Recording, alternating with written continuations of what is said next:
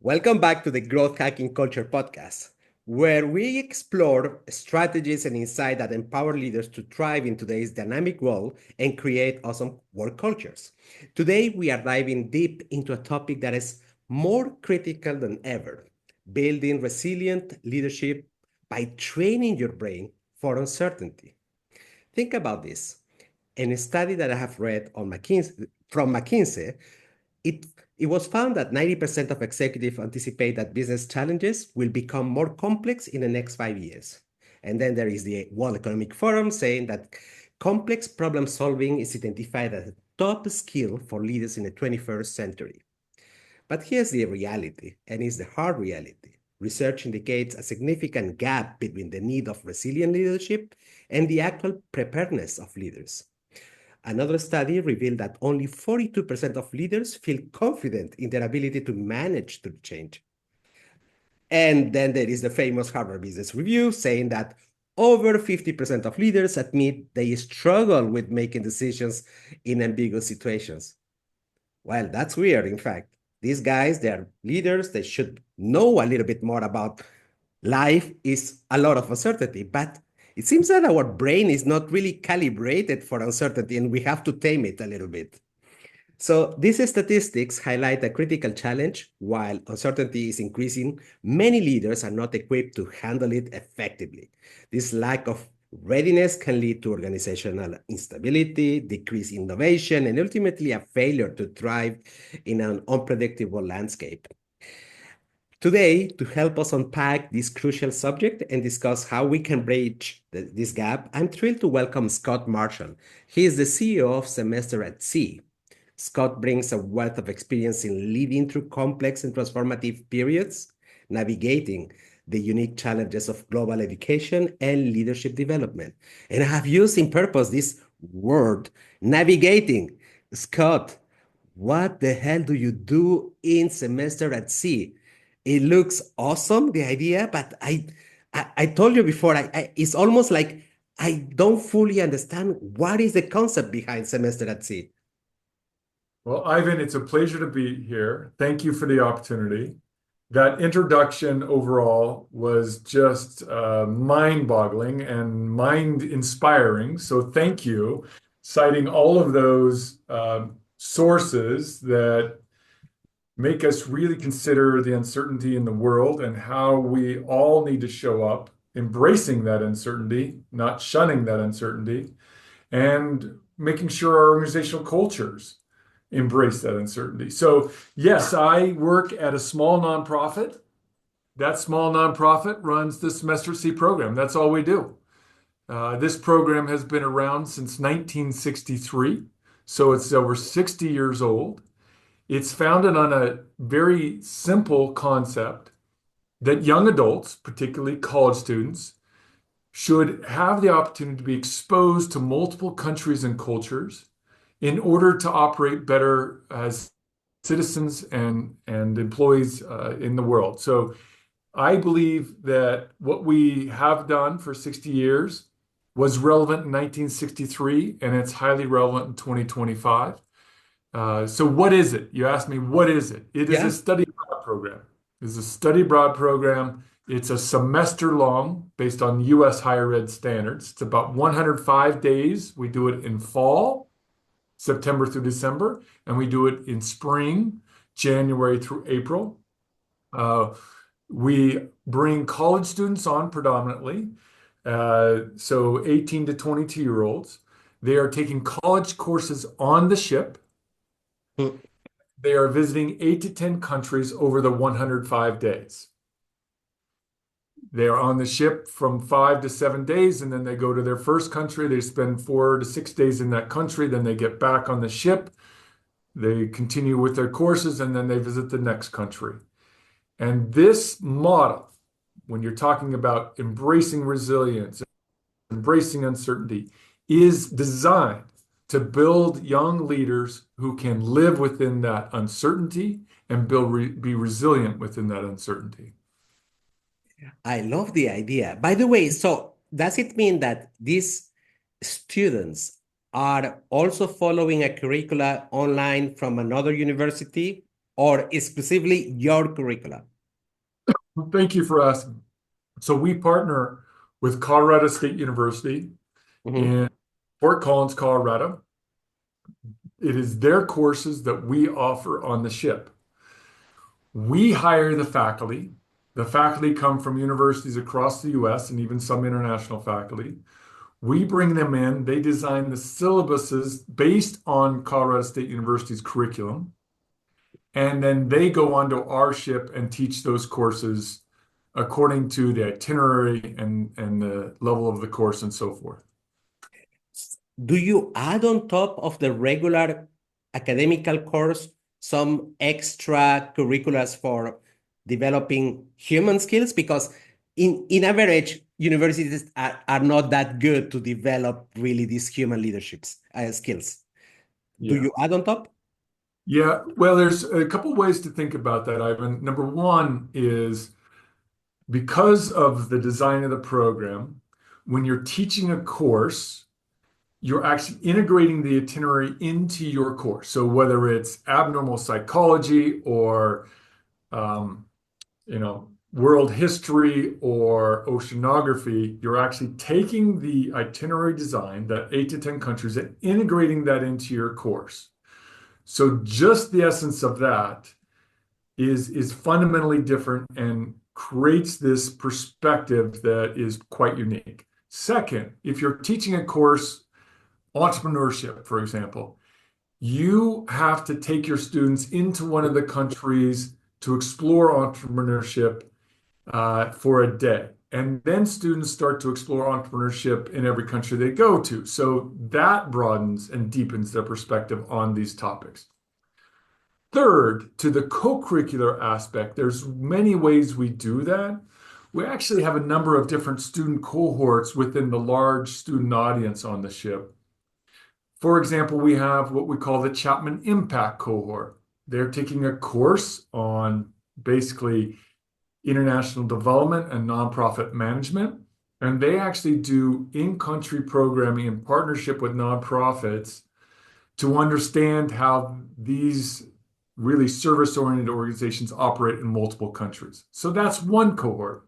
We actually have another cohort on constructive dialogue facilitation. And that cohort really focused on building skills to bridge differences. So we have these different cohorts that are building their own sets of skills to operate. So it's to your point, it's multi-layered. Hmm.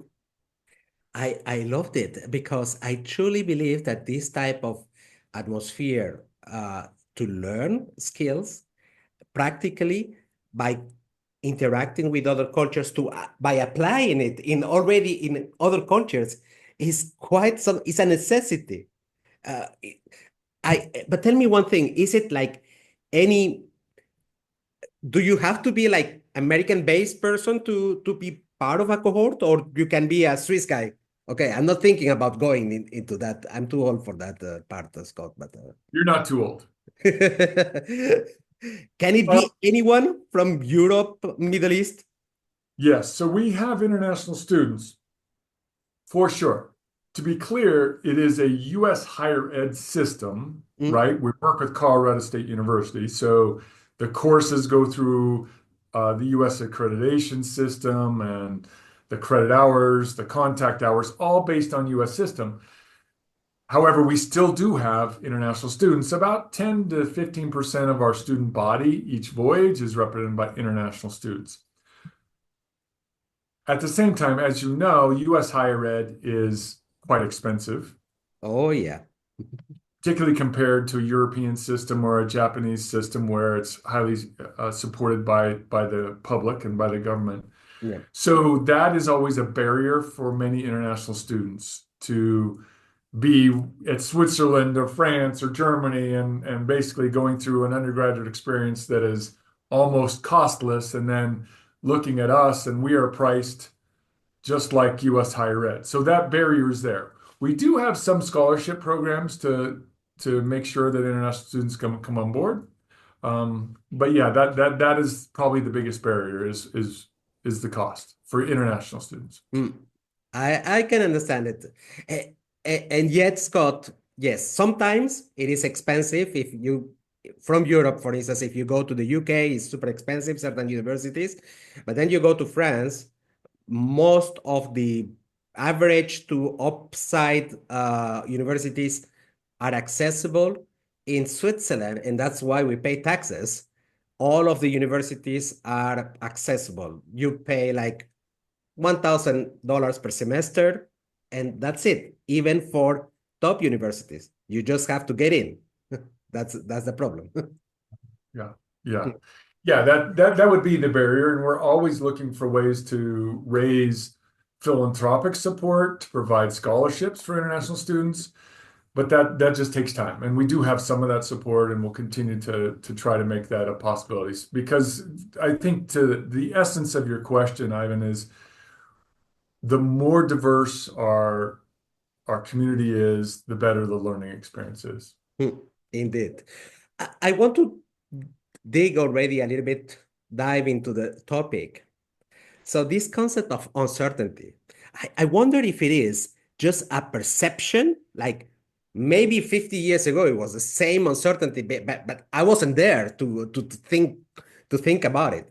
So is the perceived increase in uncertainty a genuine reality, or are we simply more aware of it now? Because everybody talks about a lot of uncertainty, but maybe it was the same 20, 50 years ago. Yeah, that's first of all a very wise way to frame the question. It's something I wish most people would frame it as. Is there heightened uncertainty, uh, or is there heightened complexity? What Mhm. I would say is that my own view Mhm. that there's not greater uncertainty, but there is greater complexity. So to your point, my parents and their parents and their parents were facing uncertainty. Things were changing just as they are now. Mhm. You know, the advent of the automobile, the advent of the television, the advent of the telephone, all of these things disrupted how life worked. The industrialization, movement from rural areas to urban areas, all that was disruptive. And we assume because we're living in it that this is how it's always been. But to your core point, every generation is facing these disruptions and has been for as long as the human species has been around. So uncertainty is always been present. But complexity is is being enhanced for sure. The interconnectedness. So you go from a telephone to a television to commercial airlines and cargo and international trade and the internet and then artificial intelligence. So there's no question that the complexity in which we're dealing with it, life has been enhanced. And so we have to really sort that out and figure out what that means to live into that complexity. Hmm. And I totally agree with you in the sense that we have a difficulty to separate both of them, uncertainty and complexity. And indeed, complexity, it is true that it is changing because complexity, if you look at it from a mathematical perspective, is also correlated with the amount of information that is reaching our brain. And that it is increasing because now we have new sources. Before it was one television, three channels, and halas, enough. And now we are bombarded with more information. Now, the uncertainty side is, I have the impression that it is something that biologically we don't like so much because we always are thinking ahead about the future, and we want to be able to forecast. And our brain, I have the impression that it's not really made to forecast it correctly. We always expect that in the future, for instance, if we talk about simple things like being happy, the day that I receive my first degree, I'm going to be happy. The day that I have my first million, I'm going to be happier. The day that I get married, I'm going to be happier. And in reality, when that happens, we are less happy than we forecasted.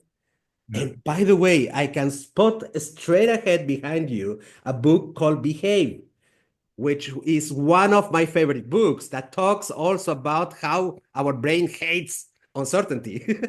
Yeah, for sure. Yeah, that's one of my favorites. And of course, Daniel Kahneman's Thinking Fast and Slow is one of my favorites, for sure. Just really try, to your point, trying to understand the brain and how our brains work, and um, we can show up better in all of our relationships the more we understand how the brain works. There's a quote from Daniel Kahneman that gets to your point. It's something like this: improbable outcomes are overweighted. Mhm. Outcomes that are almost certain are underweighted, right? So Yes. improbable outcomes are overweighted. Our human brain evolved to overestimate risks, and that's been actually good for us as a species. However, if we're not aware of it, then we'll live in paralysis, we'll live in fear, um, we'll overestimate, the things that we think are going to be great, to your point, or the things that will be terrible, rather than living into the day and living into the week and living into the month. We don't live into them because we're too fearful. Mm, that's Yeah. true. Yeah. Um, and there's another, I won't get the quote quite right, but another one of my favorite authors is Nassim Taleb. His books are wickedly complicated, and his verbiage is it's almost like he intentionally obfuscates his point. Uh, but the essence of, like, Anti-Fragility, the book, his book Anti-Fragility, is um, in order to be anti-fragile, we have to embrace our inability to understand the future. Mm, Let me say that one more time. Like, in order to be anti-fragile, we have to we have to design our own life and the life of our organizations to live into the future without understanding it, mm, without knowing it, mm. right? So it deals with that uncertainty you're talking about. You have mentioned another one of my favorite writers. I I fell in love with this guy. I didn't start by one of the latest book. I started with one of his early books, and I think it's called Skin in the Game.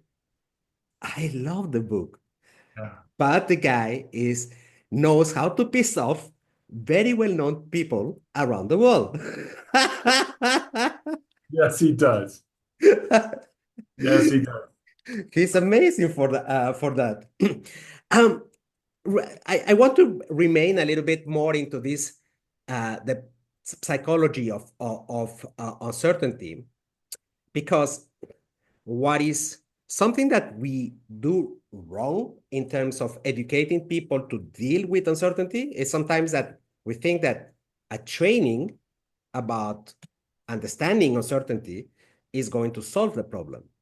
But training uncertainty is not a skill as such, it's a meta skill. It's something that we have to learn to create a process in order to manage it. So, and that means practice. You cannot learn it with slides. PowerPoints is over. Academical people suck at that, and that's why universities don't train people for to deal with uncertainty. Um, According to you, what actions should people take to train themselves for this manage uncertainty, to manage or to embrace it, because we can go up to the to and it's crazy that culturally there are certain nationalities or certain people who deals with uncertainty in a better way than me. I grew up too long in Switzerland, for instance. I hate uncertainty. I'm risk averse, but and I admire people. For instance, I have a couple of friends from Lebanon. These guys, they know how to deal with uncertainty. They could be bombs in Beirut, and they could deal with that. They could be facing a struggle after a struggle in their companies when they are founders of a startup, and they deal with that in a crazy way that I cannot. How can we train our brain? Yeah. So Ivan, I've listened to a number of your podcasts, and one thing that we can pull out from people who are sort of expert in certain areas is there's different start points to answer your question, right? We could start with what does it mean to be philosophical about life? So that's one start point. So we can start with the Tao Te Ching and um, you know think about that philosophy that embraces the idea of not knowing is true knowledge. So we could start there. Mm, I could address your question at the philosophical, right? I could also have a start point that says to embrace, to be more comfortable with uncertainty is to start with self-care, is to start with self-reflection, right? mm, That's a different start point, I think, where what I'm saying is to embrace uncertainty, I'm going to go inside myself and make sure I have self-care because self-care creates the resilience to deal with uncertainty. mm, To me, that's a different start point than going philosophical. What is the world? What's the meaning of life?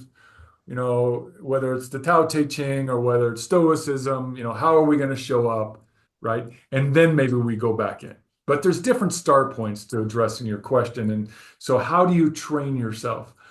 My my belief is that it depends on where you are currently that will determine what the right start point for you is. So someone is born in Lebanon or someone is born in Switzerland. They'll have a cultural imprint.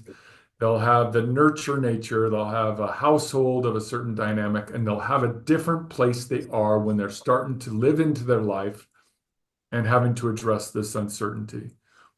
I grew up on a small farm in a rural town on the west coast of the United States. And what did it mean for me to start to live into this world that is uncertain, that is unpredictable? So this is a long way to answer your question uh, because I refuse to be prescriptive. mm. And to your point, there are some education systems and some experts who want to be prescriptive that will say, to address uncertainty, take these 3 steps. And I'm very careful with that. I have 45 employees under my care. Each of them is at a different point in their life. Each of them, we have to be thoughtful about how they are living into our world of uncertainty.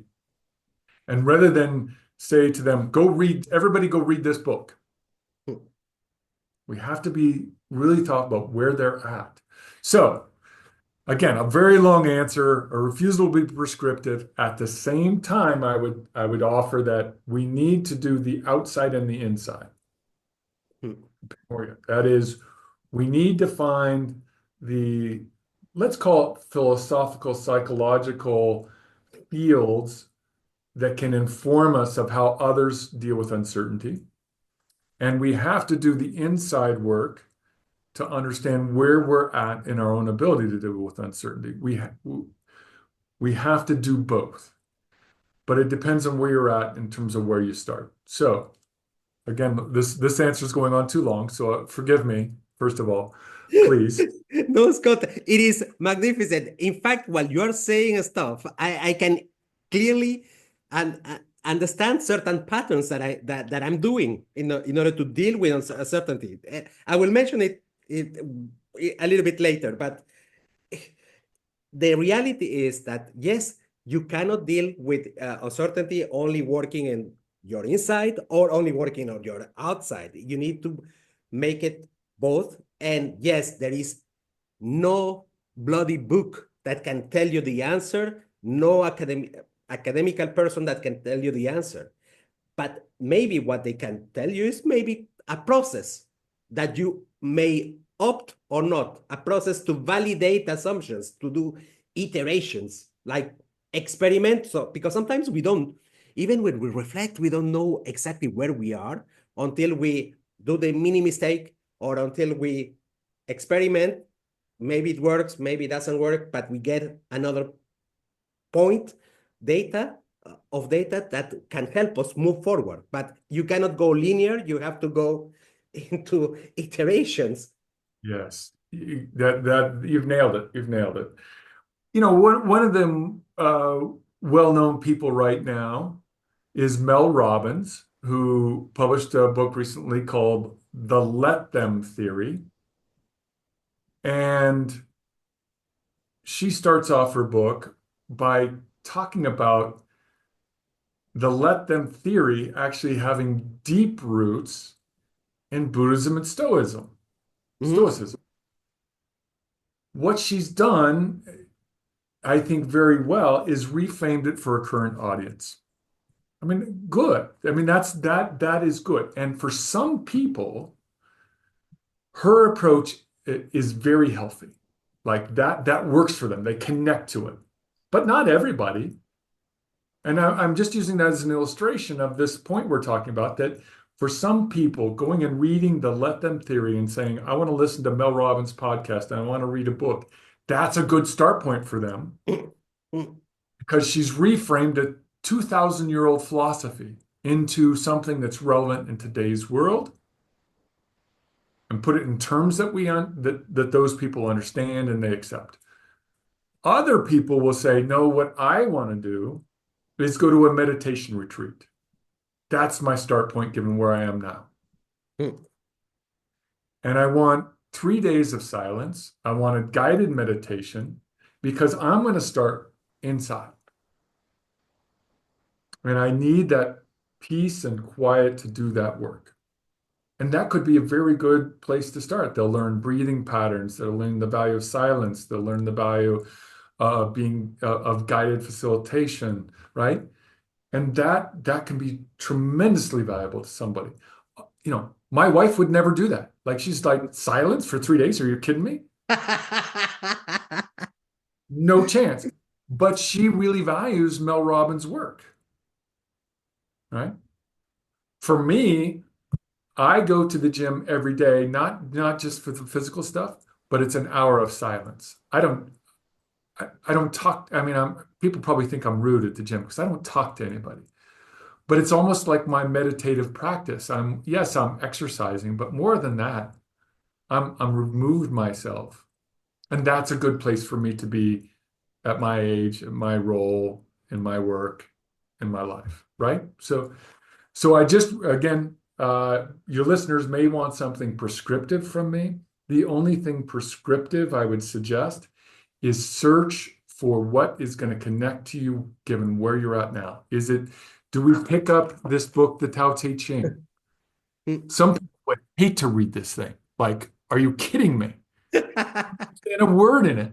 But for me, given where I'm at in life, every once in a while I pick it up and I have some things that I've penciled in and I read them because they settle me in an important way, right? So have your sources, have your methods. You've got to do that. I have the impression that in my case, it's a combination of and trying to understand the science behind how the brain works. That helps me a little bit more with my resilience to understand what can happen in my brain. And because I have been formatted as an engineer, so I need to have science. The other thing that I do, but that's me, that I found out after so many mistakes and so much waste on reading stupid books from gurus, is the fact of listening, for instance, a podcast like Tim Ferriss' podcast. The guy is trying every week an experiment. And then I validate if this is for me or not. I mean, whatever he says, but I have to listen to know if there is another window, because my life is becoming shorter and closer to the end. And now is the time to say, I don't give a shit. I'm going to try this. And then my level of acceptance or certainty becomes awesome. Yeah, yeah. Well, you really hit on something there, Ivan, and because I think that's another powerful start point for someone depending on where they're at in life. And you brought it up, so I'll just play off it, and that is another valuable start point is that deep acceptance and joy from knowing that we will die. Mm. Now, let me say that again, right? Acceptance and joy. Joy that this is every day is precious. Mm. Every day. So let's live forward into it because it will come to an end. You know, that's not for everybody given where they're at. Okay. Because that just puts them into a shell. They can't overcome the fear of it ending. But for some, it's energizing and motivating and it brings joy to every moment. And it's so powerful, right? It's so powerful to say, yeah, this is my one chance, baby. This is it. I'm going to do it. Yeah. I don't know the outcome. I don't know, but I'm going to do it. That is so powerful. And that represents a lot because it's a little bit more of this feeling of freedom that finally, I mean, when you reach closer to your 50s, you have been working for a corporate, you have got a boss, and suddenly you are allowing yourself to remove these barriers that you have, mental barriers that you have created, that you don't have choices. But in fact, you have many choices that you can do. You just have to get the courage to throw away some fears, break away some barriers, and to have a partner that wants wants you to succeed. That's important. Yeah, yeah. And that last point really, you've clearly studied brain science and read many books, listened to podcasts. You're thinking about how we work. And what we know is that we evolved with a social brain, Mm. right? It is a social brain, which means that our resilience, our ability to deal with the unpredictable, is linked to our community, our partners, our friends, our family. It is fundamentally linked to that. So that, again, not being prescriptive, I would say to you and your audience that this is another start point for people is my body, my brain walks around others, occupies different space than others, but it is fundamentally linked, inherently linked to others. It's inescapable, right? That is the essence of who we are as a human, is we are in with others all the time. So if we're going to face uncertainty, if we're going to be resilient, that's a powerful start point is to say, it's not me, it's us, Mm. right? That old Ubuntu saying of I am because we are, I am because you are. It's just it is true, and if we come to accept that, we can move through uncertainty in a much more powerful and resilient way. Mm. Now, there is always a problem of understanding when is it the right moment to work towards preparing ourselves towards uncertainty to deal better with that. When we are too young, and I remember still how stupid I was back then, my level of stupidity has changed, in fact. Now, some people would call it craziness, uh, which is, I like that word. I want Yeah. it to be built and written in my, how do you call it in English? Thumb, like in my desk. Tombstone. Yes, exactly. He was a crazy bastard. That I would love. But anyway, so coming back to my point, what I'm saying is that waiting for the right moment. So when we are too young, so let's call a student in university or our early years in our career, it's very difficult to think about complexity, uncertainty, how to build resilience. Um, it is tough because we are living the moment where kind of we have this natural joy of the excitement of doing something new, not only about work, girls, relationships, everything becomes open to all the possibilities. So we don't have the brain power to do it. Then becomes the 30 when we start having our first crisis about did I want that or not? The 40s crisis is the worst because then you have done many years and you feel like they are a waste. The 50s is when you start thinking about, whoops, maybe I'm going to die in 20 to 30 years. So when is the right moment to start preparing to work in this research of your own way to build resilience? When it could be the right moment? It's just I'm interested about your opinion. Yeah. All I can offer is my opinion. There's people who are so much more sophisticated, who are living the research in this area much more than me. I just have lived experience like you. I mean, I'm this month I will turn 58 years old, and so I've had life experience, and some like you, and I made some foolish decisions in my teens and 20s, and you know, it doesn't do me any good to say, "Gosh, what a fool." Instead, what was like, wow, I really had amazing opportunities to learn and grow through my mistakes, through my failures. Wow.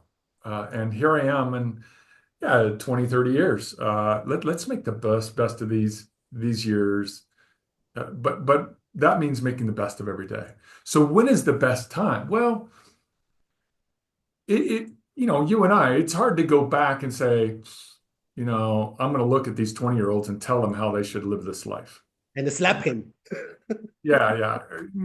And I have a 19-year-old and a 16-year-old. Our kids are that old, and so we're right in the middle of this. Like, how do we help them build that resilience? And so we do give that a lot of thought. Our oldest son, the 19-year-old, is actually on the current semester at sea voyage, and Nice. he thought he understood what it would do for him, and he had no idea. And it is just this extraordinarily powerful experience because he's in community and he's facing uncertainty. He's facing uncomfortable situations and having to rely on others and live into each day, understanding that it won't be like yesterday. So that's at 19, but not everybody can have that opportunity at the age 19. And so you know, what's the right age? Well, the right age is day one, when they're born. But that's a little silly to say at the same time. I think we all need to do our best as role models. So whoever is in the room with you, whether it's a 2-year-old or a 20-year-old or a 40-year-old or an 80-year-old, we have to model our acceptance of uncertainty. This isn't directly answering your question, except to say that in anybody's life trajectory, they've faced it. They have faced uncertainty. And if we're role modeling our acceptance of it, they at least have one source that they can look at and say, what could that do for me if I try to live as that person's living? Um, and I'm not perfect at it. Gee whiz, Ivan. I mean, there's times when I certainly throw out um, a few tough words when I storm out of my office because I read an email I didn't like, or the traffic's not what I wanted to be on my drive home. We all have those things, but it's how do we recover and how do we role model that recovery? Scott, you have mentioned the fact that it's important to have some role models. Who are your role models? Do you have any? Somebody alive or dead that you find that the level of resilience is the one that you aim to have? Well, so there's people I can cite that are dead that, through my best understanding of them, Yeah. from what I've read, I believe they could be good role models if I knew them. And then I'm going to cite some people who no one on your podcast will know, but presented for me in my life good role models. So uh, to me, from what I understand about Bruce Lee, the martial artist, um, he is someone I would suggest anybody reading about and understanding. He was someone, as an immigrant, took the practice of martial arts and said this should be available to the general public in San Francisco and Seattle, where he lived in those two locations, against his own ethnicity, against what the Chinese in San Francisco wanted, right? Second, he took martial arts to a whole different realm. He started to say this is an inner practice. It's not an outer practice. Like it's not formulaic. It's living into your own strengths. Um, he built out martial arts studios in Seattle, which was counter to what people believed to be true. He studied philosophy at University of Washington as a martial artist to understand world religions, world faiths.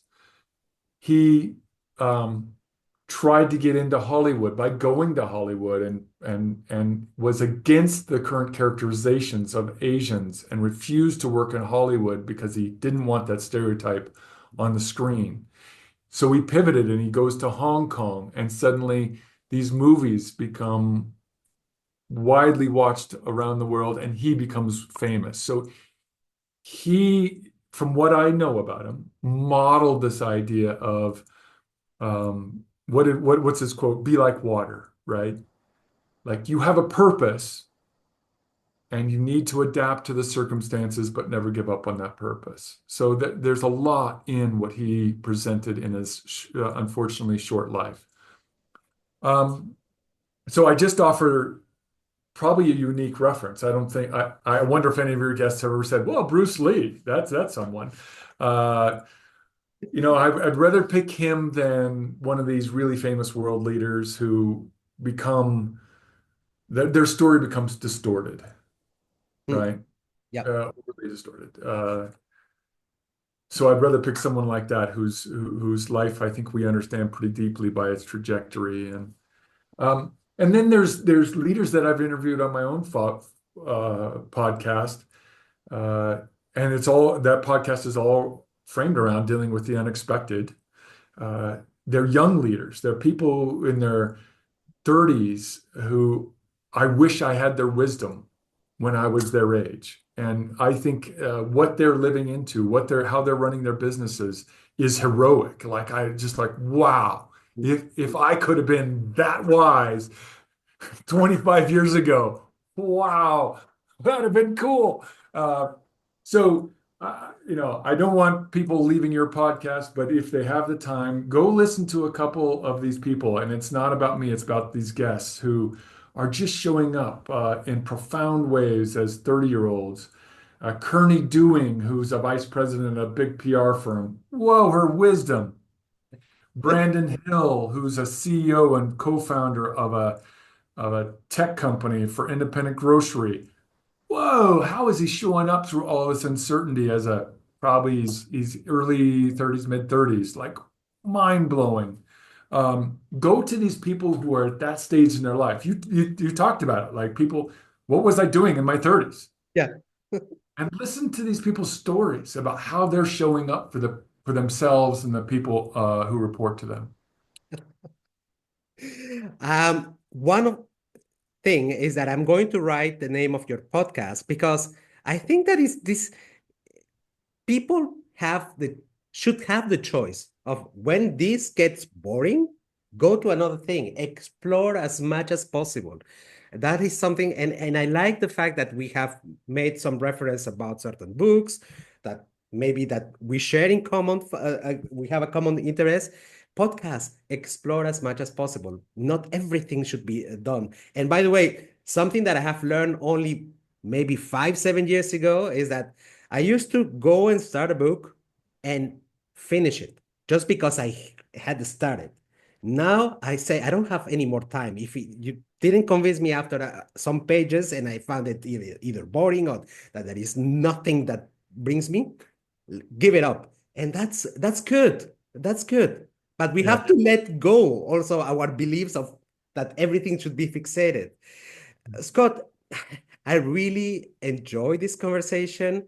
Um, I also,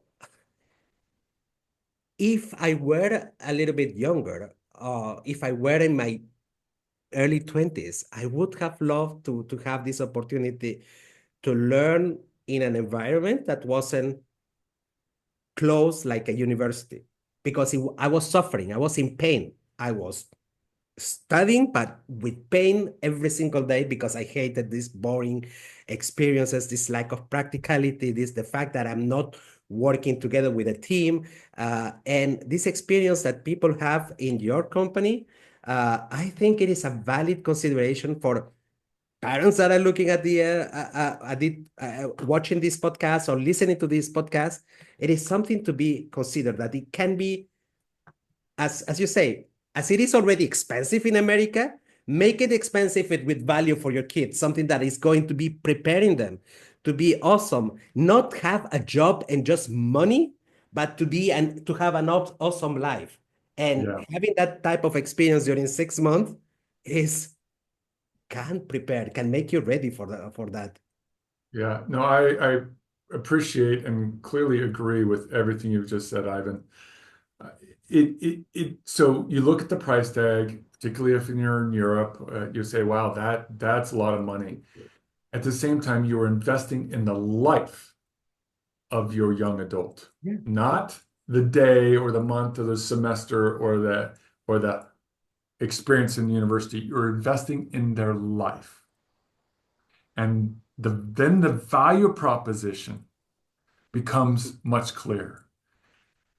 I want my young adult to have a successful life, and that means building resilience within community, seeing and understanding the world, and learning about what my own potential is within that world. And to your point, that the university environment, while viable in many ways, is very limiting in the overall value proposition for life, Hmm. for what kind of people we want our young adults, our children to be throughout their life after we're gone.